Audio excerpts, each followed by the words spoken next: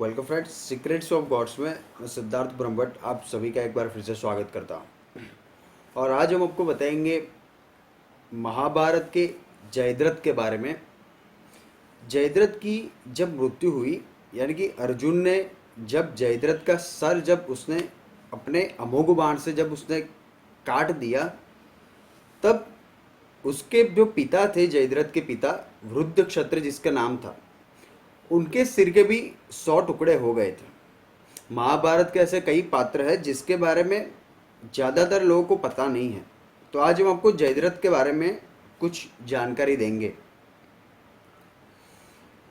जयद्रथ सिंधु देश के राजा थे और वो कौरवों की बहन दुश्शला के पति थे। जब पांडव 12 वर्ष के वनवास पे थे, उस समय जयद्रथ उसी वन में गए जहाँ पे पांडव आश्रम बनाकर रह रहे थे। अभी वहां पे एक दिन द्रौपदी आश्रम में अकेली थी। तब जयद्रथ ने वहां पे जाकर द्रौपदी के अपहरण की कोशिश की। जब पांडवों को पता चला, तब उन्होंने जयद्रथ का पीछा किया और उसको पकड़ लिया। भीम चाहते थे कि वे जयद्रथ का वध उसी क्षण कर दे, लेकिन अर्जुन ने रोका क्योंकि वो कौरवों की बहन के पति थे।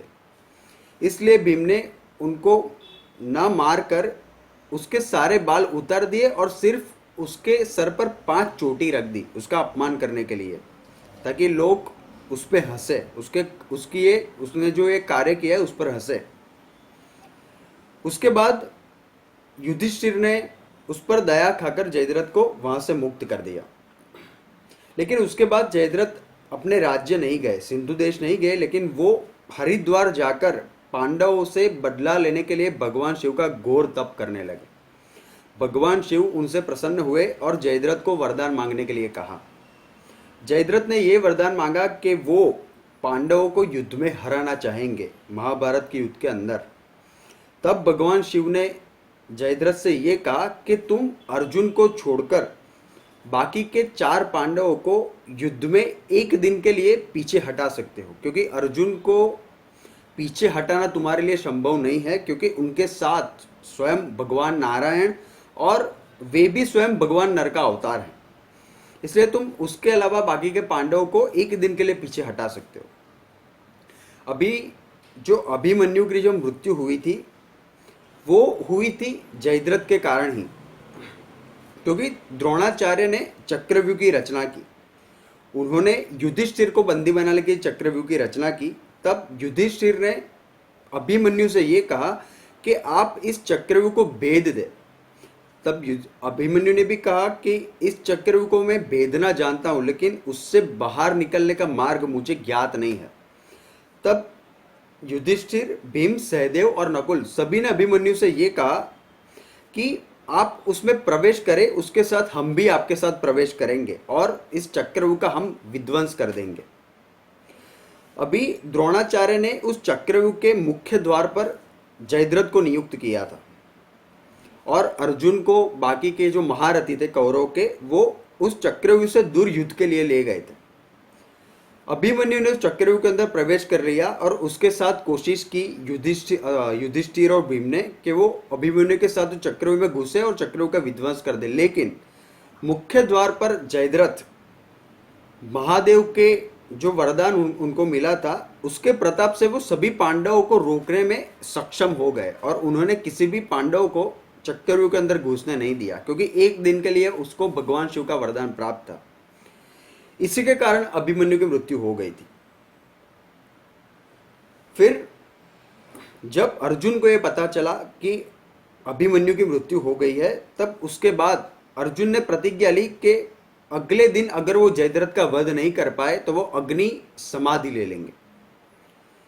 अभी अगले दिन द्रोणाचार्य ने सकट व्यूह की रचना की, सकट चक्रव्यूह नाम के एक व्यूह की रचना की और उसके अंदर उन्होंने जयद्रथ को सुरक्षित रख दिया और उसकी रक्षा स्वयं कर्ण, अश्वत्थामा, भूरिश्रवा और शल्य कर रहे थे। इसलिए अर्जुन को शाम तक का वक्त लग गया और अर्जुन ने कसम ली थी, सूर्यास्त तक अगर मैंने जयद्रथ का सर कलम नहीं किया तो मैं अग्निशमिदा यानी कि अग्नि में प्रवेश कर जाऊंगा।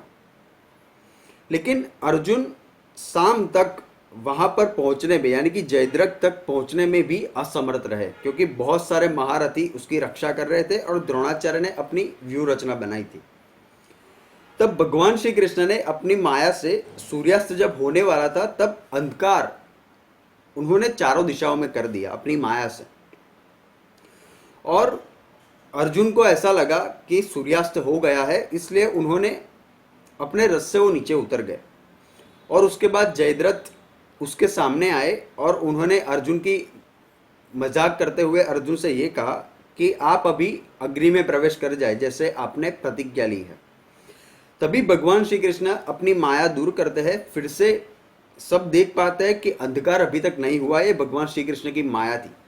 तभी भगवान श्री कृष्ण अर्जुन को ये बात बताते हैं कि जयद्रथ के पिता रुद्र क्षत्र जिसका नाम है, वे अभी तपस्या कर रहे हैं समंतक क्षेत्र के अंदर, और उन्होंने अपने पुत्र जयद्रथ को ये वरदान दिया है कि अगर उनकी मृत्यु हुई और उसका सर यानी कि जयद्रथ का सर, जिसके भी हाथों जयद्रथ मारा जाएगा और उसका सर अगर जमीन पर गिर जाएगा यानी कि जयद्रथ का, तो उसके मारने वाले के सिर के 100 टुकड़े हो जाएंगे। ऐसा वरदान उसको प्राप्त था। इसलिए भगवान श्री कृष्ण ने इस रहस्यमयी बात को अर्जुन को बताया और कहा कि जयद्रथ को अब तुम इस तरीके से मारो कि उसका सिर तपस्या कर रहे उसके पिता की गोद में जाकर गिरे, जो समंतक क्षेत्र में तपस्या कर रहे थे। इसलिए अर्जुन ने अपने अमोघ बाण का उपयोग किया, जयद्रथ पर वार किया और उसका सिर इस तरह से काटा कि तीर के साथ वो सिर उसके पिता जो तपस्या कर रहे थे उसकी गोद में जाकर गिरा। जब उनकी गोद में ये सिर गिरा तब वो चौंक गए कि किसका सिर आकर गिरा, और उन्होंने उसको जमीन पर रख दिया यानी कि फेंक दिया। तभी उसके पिता के भी सिर के 100 टुकड़े हो गए। इस तरह से जयद्रथ का भी वध हुआ और उसके पिता का भी। तो धन्यवाद। आप हमारे चैनल पर सब्सक्राइब कर सकते हैं और आप अपने सजेशंस कमेंट्स दे सकते हैं। Thank you so much.